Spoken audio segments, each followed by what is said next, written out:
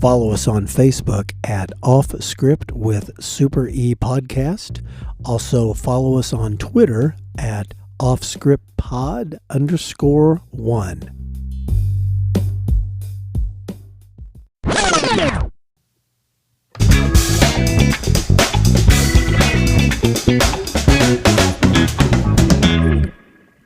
Let's welcome to the center stage. Oh my God. Super E.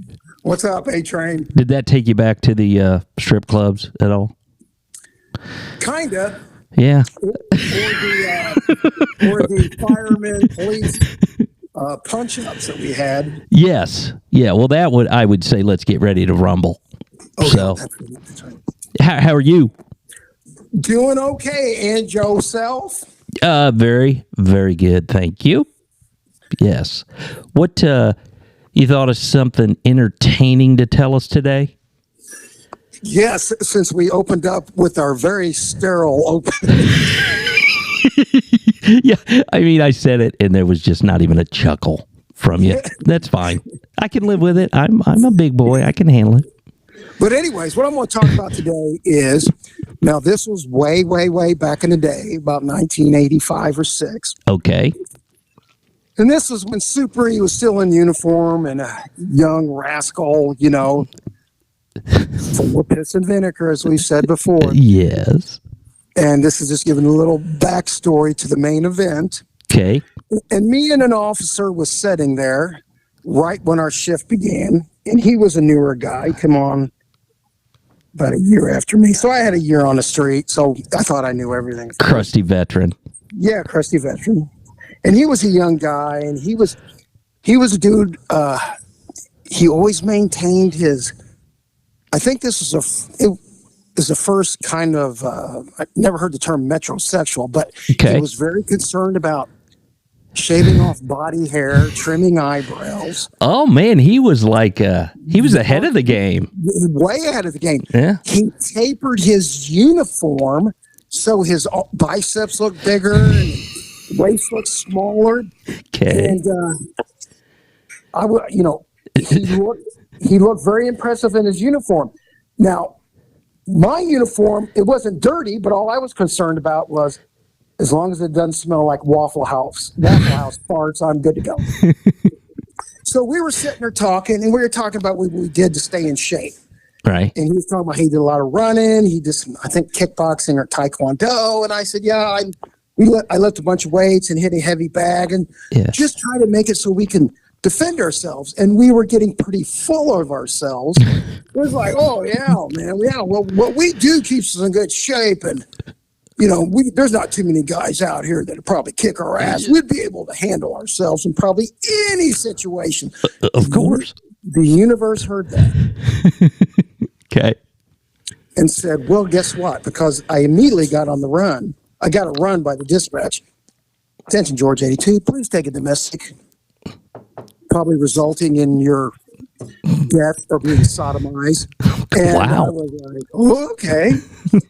So we get there, and we're going to call the guy, we're going to call him Wayne, my officer that was with me, the guy that was metrosexual.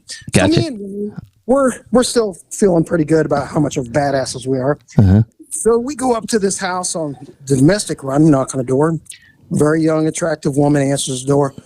And she's going on about how this guy is just being difficult, hollering, screaming, and won't listen to anything she says. She says, he's just mean. He's too mean. I don't like him because he's mean. And we're like, 10-4. I'm going to write that down. Very mean. Very mean. So I go, where's he at? And she goes, when he saw you guys pulling up, he just went out the back door. Well, where do you think he's going? She goes, I don't know, but I have a feeling you'll be able to follow him. I was like, what do you mean? Well, she goes, I said, what's he look like? She goes, well, he's not wearing a shirt and he's extremely sweaty. Okay. And glistening. Okay. And I said, okay. I said, okay, which way did he go? She goes, he went out the back door. So me and Wayne, we go to the back door. As we're going to the back door, we get an overwhelming stench of bad body odor, man. The armpit odor was just hanging in the air, and you're like wiping your face. Is it in my mouth? Oh my God. So we go out the back door, and it's summertime. It's like 2 a.m, but it's like a full moon. And we're following his armpit smell. And it felt like a bloodhound. You're a bloodhound. And so we're getting to the end of the yard, and there's an old broke down shed. And the odor's going to the back of that shed. And so we're, you always take the corner kind of wide. Right. And as we start to do it, this dude steps out. He just steps out and just looks at us both. He looked like the Incredible Hulk. He wasn't green, but he was wearing purple pants. And he had no shirt on. Okay. He looked like Arnold Schwarzenegger, cut out of granite, dipped in steroids. And stinky. Yeah, and his muscles were bulging. I mean, it's unbelievable. So what that meant was he never touched a weight in his life. Right. Yeah, exactly. Herschel Walker kind of deal. Never touched a weight in his life. Yeah. And as I looked at him, I said, "Oh my God, he looks like Mike Tyson." Okay. Mike Tyson just hit the scene and was knocking fuckers out left and right. He looked exactly like Mike Tyson. Oh no! And I could tell that me and Wayne were looking at each other like, "Holy fuck, this guy looks exactly like Mike Tyson. I hope he doesn't punch like him." So I asked him. I said, "Hey man, what are you doing?" That's the normal. So what do you do? Hey, what's up, buddy? Well, what's going on, bro? And I thought he was going to talk like Mike Tyson. I thought he was going to say something like, "My milkshake is malicious." Oh, that was good. That was good. Okay, but he didn't, huh? He looked dead at us. Yeah. Like he was looking at us, but he's looking right through us like he was dismissing us. And he talked just like Dirty Harry. He's like, "What are you girls doing out late? The dress shops are closed." And I was like, "Motherfucker!"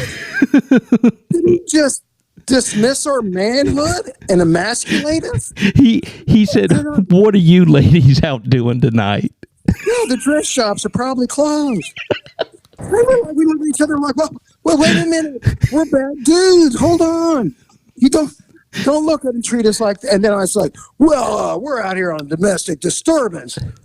And you're the problem. She says that you're yelling, screaming, causing an issue.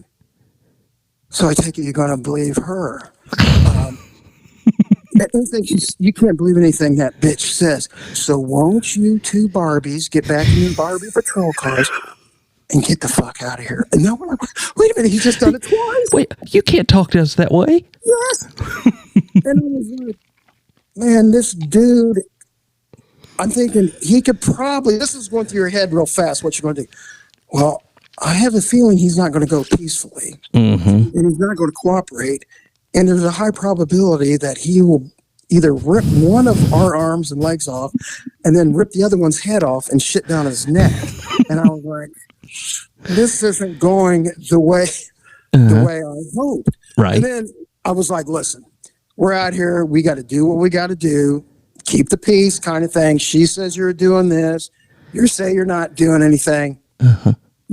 Can you just, calm down? And it looks like he's getting madder. Uh-oh. It looks like he's starting to get bigger. And I'm like, oh my God. And he kind of takes a step towards us. Okay. But we got to hold our ground. We're not going to let him kick us in the nuts and sure. Too much. And then he says to us, listen, you don't believe everything she says. And then he starts making a fist. And I'm like, listen to both sides of the story. What'd she say? I said, she was just all talk. Fuck that bitch. She's a narcissist. We're on the inside, Mike Tyson, Dirty Harry. Yeah. And I said, like, man, she just wants you gone. And then he's like, okay, ladies, I'm going to do you all a big favor, and you can thank me. And we're like, what is that? What is that? Monster Tyson. He goes, I'm going to get the fuck out of here, and I never want to see that fucking bitch again. And I was like, we were like, perfect. Inside, we were like, well, thank you, God. We're like, okay, make sure you don't come back. All right. Yeah. You're the man. And he just walked away glistening in the moonlight. And the odor, as he got farther away, grew fainter, but it was still horrible. So we go back in the house, and she goes, officers, what did he say? I said, well, we told him that he needs to get the hell out of here and to leave you. Leave you alone. Because he's a pretty big guy. You guys weren't scared of him, were you? Fuck no. Yeah, we like them big. The bigger they are, the harder they fall. But they were like, keep your doors locked. Yeah. And your windows locked. Yeah. And don't call us back. Yeah, please don't call us. And we got into our car. I swear to God, we got in our cars. We drove about 3 blocks to a parking area. Pulled, you know how policemen like to pull up next to each other and talk. Mm-hmm. And we just looked at each other like, oh my God, we're giant pussies. And yeah, just before the run, you guys were talking about how bad you guys were. I know. Uh-huh. We were badass son of bitches until we come across Colosso Tyson with his bad attitude. Well, and mocking us. I don't want you to be too hard on yourself, because what you did was you used the proper police tactic, and that is de-escalation. Which back in the day we never heard of, but then we called that term being a puss. You invented it right there on the scene. Yeah, being a puss, we invented de-escalation because seriously, it would have took 10 officers to get that guy under control, because he would have been tossing us around like we were, Christmas package confetti on Christmas morning, flying through the air.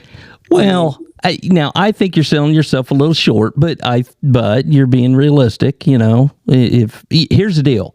People like that, if they don't want to go to jail, it's going to take a bunch of cops to get them. Yeah. Because none of the armholes, thumb locks, pressure point behind the ear where sir, can you stand here while I take my thumb and annoyingly shove it into your skull so you can pull it. None of that's going to work on a dude like this. Right. He would lose his shit, rip off his purple pants, and start kicking fucking ass. Now, okay, there's a couple other things we got to unpack on this story here. Okay. All right. So, really, honestly, you guys tracked this guy to the shed from his body odor. His armpit smell was, when you watch them, hear people talking about Bigfoot, I saw this shadowy figure and this horrible pungent smell. Yes. That's exactly what it was. I was like, oh, what? I mean, it was awful. That is really funny. That is really, really funny. Oh my gosh. It was just one of them things, man, where all of a sudden you're just kind of sniffing the air. He went that way. We're like, okay, I think he's over here. Oh, wait a minute. I think he's probably behind this shed. And then he comes out, and then you knew, okay, this right now is an extremely dangerous situation. Right. Because just think, if he would, let's say he just was like, you know what, fuck these two punks, and start kicking ass, it could have went bad real fast. We've been screaming, we need the heck up. Yeah. And I ripped my skirt. And honestly, though, you guys did the absolute right thing. It was so he and the female were having an argument. There was no battery or anything like that. Yes, and, the goal in those situations is to get them separated, keep them separated. He said he was leaving. And, I mean, that's keeping the peace. That's doing a good job. Yeah, I get, you're right. It's just, when you're sitting there talking about how tough you are, and man, I'll do this to stay in shape. Yeah. And then immediately you get called on it, and you're like, yikes.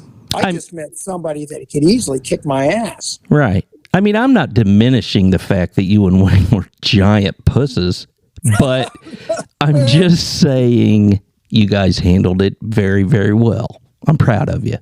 Oh, thanks. Very, very good. Okay. Well, that's entertaining. It's informative, I think. And I liked it. All right. Listen, I hope you guys liked it too. We're going to get out of here. See ya. Bye. See ya.